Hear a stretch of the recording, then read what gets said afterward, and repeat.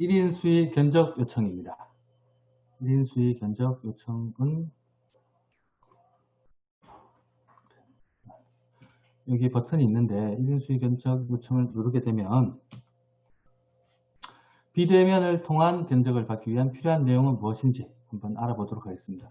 먼저 제목은 어떠한 것들을 이제 물품을 사는지 아니면 어떠한 공사를 할 것인지 그런 제목을 작성을 하시면 되고요. 그 다음에 업체 선정. 업체 선정은 전국에 공개할 것인가 아니면 우리 지역의 업체만 공개할 것인가 아니면 아는 업체에 공개할 것인가 세 가지를 선택하실 수가 있습니다. 그리고 공개 시간은 지금 당장 공개할 것인가 아니면 작성 후 내일부터 공개할 것인가 기간을 설정하실 수가 있고요. 접수기간, 접수기간은 이제 언제까지 견적을 받을 것인지 결정하실 수가 있습니다. 그리고 계약기간은 계약 이행, 납품 등을 이제 완료해야 되는 기간입니다.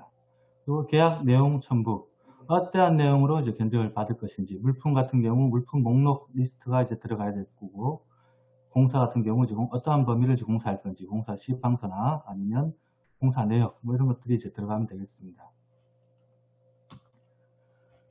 1인 수의 견적 요청 같은 경우는 처음에 말씀드렸다시피 꼭 최저가를 선택하실 필요는 없습니다. 가장 경제적인 가격으로 이제 선택을 하시면 되는데 A 업체가 200만 원을 견적을 하였고 B 업체가 190만 원, 그다음에 C 업체가 210만 원. 그럼 보통 이제 190만 원을 이제 선택을 하시는데 200만 원을 선택해도 크게 문제는 없습니다. 다만 요 200만 원을 선택하면 이제 최저 가격이 아니기 때문에 하나 내용을 입력을 해야 됩니다. 그 사유를 입력을 해야 되는데 사유를 입력하지 않게 되면 이제 B 업체로부터 이제 민원 소지가 발생할 수 있기 때문에 적당한 사유를 입력하신 다음에 A 업체를 선택하실 수도 있습니다. 1인 수의 견적 요청 화면을 보도록 하겠습니다. 1인 수의 견적 요청, 그다음에 견적 요청 안내 공고 작성, 그러면 이제 이런 화면이 나오게 됩니다. 먼저 어떤 계약의 견적을 받을 것인지 작성하실 수가 있습니다. 물품이나 공사 용역을 선택하실 수 있고요. 그 다음에 거기에 따라 분류가 세부적으로 나오는데 이렇게 목록들을 이제 선택하실 수가 있습니다. 그 다음에 견적 요청명, 제목을 입력하시면 되고요.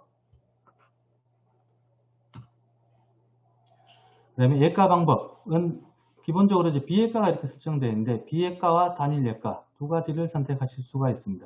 비예가는 그 예정 가격 없이 견적서를 제출하는 경우인데 이게 예산이 좀 여유가 있을 경우에는 이제 비예가를 선택하시면 되고요. 단일 예가는 주로 사업 예산이 한정적일 때 이용하실 수 있습니다. 두 개의 차이점이 뭔가 저도 이전엔 잘 몰랐는데 가만히 곰곰이 생각을 해보니까 예를 들어서 비예가로 이제 선택을 하고 견적 요청서를 올렸습니다. 예산은 한 400만 원 정도밖에 없는데 그래서 A 업체, B 업체 두 업체가 들어와서 410만 원, 420만 원 이렇게 견적을 냈습니다. 그러면 이제 둘 중 하나 선택을 해야 되는데 예산이 부족하지 않습니까? 그래서 추가 품위도 할 수 없고 예산이 없어서 그래서 두 업체를 이제 계약을 못 하겠다 이렇게 하면 이제 좀 민원의 소지가 발생하실 수가 있습니다. 그럴 때는 단일 예가로 선택하신 다음에 400만원으로 입력하게 되면 400만원보다 높은 견적을 낸 업체들은 자동으로 탈락되기 때문에 그 민원 소지를 이제 좀 줄일 수가 있습니다. 그리고 금액은 또 비공개로 되기 때문에 그 업체에서 이제 부당하게 일부러 그 예산만큼 견적을 넣는 그런 의도 없을 것 같습니다. 다음으로 견적 제출 공급업체 한번 보도록 하겠습니다. 전체 공개는 전국으로 이제 공개를 하는 거고요. 그 다음 참가 가능 지역 선택, 경북에서 김천, 구미, 상주, 그다음에 울릉 이렇게 참가 가능 지역 선택을 하실 수가 있습니다.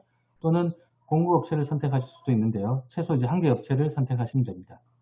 한 개 이상 업체를 선택하시면 됩니다. 견적 제출 요청일은 자동으로 이제 설정이 되는데 견적 제출 요청일을 이제 지금 당장부터 요청을 할 것인지 아니면 내일부터 요청할 것인지 이렇게 설정 시간을 바꿀 수가 있고요. 날짜나 시간을 바꿀 수 있고 접수 기간도 마찬가지로 자동으로 이제 세팅이 되는데 변경을 하실 수가 있습니다.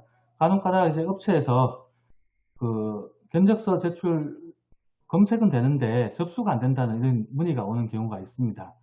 그건 어떤 경우냐면 견적 제출 요청일은 이제 지금 시간으로 했는데 접수 기간을 내일로 했을 경우 오늘 검색은 가능한데 접수는 당연히 안 되겠죠. 왜냐하면 내일부터 접수가 되니까.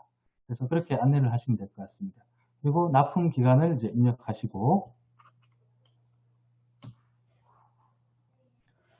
그 다음에 물품 같은 경우 해당 필요한 파일들을 이렇게 업로드 하신 다음에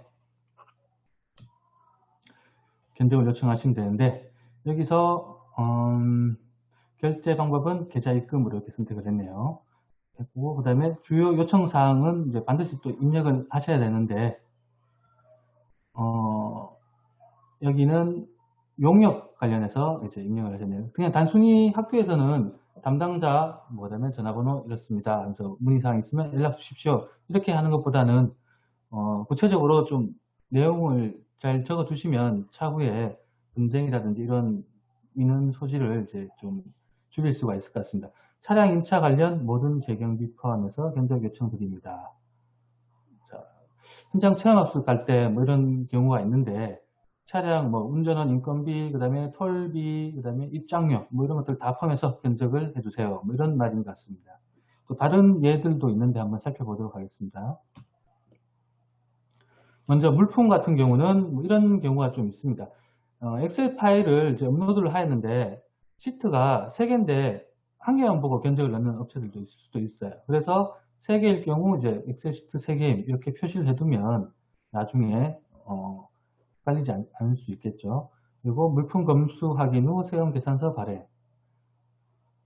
그 다음에 또 밑에 보시면 분할 납품은 원칙적으로 불가합니다. 이런 문구들을 또 추가해 주시면 좋을 것 같습니다. 공사는 견적 제출 전 현장 방문 및 확인하여 견적 제출 바랍니다.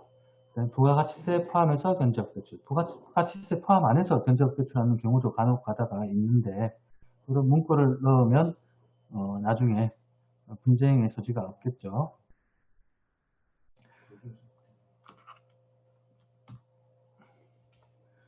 자, 그래서 견적 요청을 한 다음에 일정한 시일이 지나고 이제 접수 중 이렇게 접수를 하게 업체에서 이제 견적을 넣게 되면 이렇게 표시가 납니다. 견적수 하나, 2개 이렇게. 그 뒤에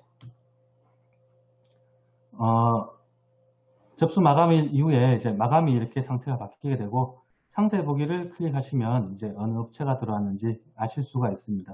이 상세 보기는 여기도 상세 보기가 나오는데 접수 중에는 상세 보기가 이제 활성화가 되지 않고 마감이 되어야지만 상세 보기가 가능합니다. 견적 들어온 업체들과 이제 계약을 체결하기 전에 필수적으로 확인해야 될 사항들이 있습니다. 먼저 국세청 업체 상태를 확인하셔야 됩니다. 이 업체가 휴업 상태인지 폐업 상태인지 확인하시고 두 번째로는 수의계약 배제 업체 여부를 확인하셔야 됩니다. 그 다음에 부정당 업자 여부를 확인하신 후 견적서, 청렴계약, 이행서약서를 받으신 후에 계약 대상자 결정을 하시면 됩니다. 예산 절감 사례들이 이제 많이 있습니다. 어떤 경우냐면 S2B로 1인 수의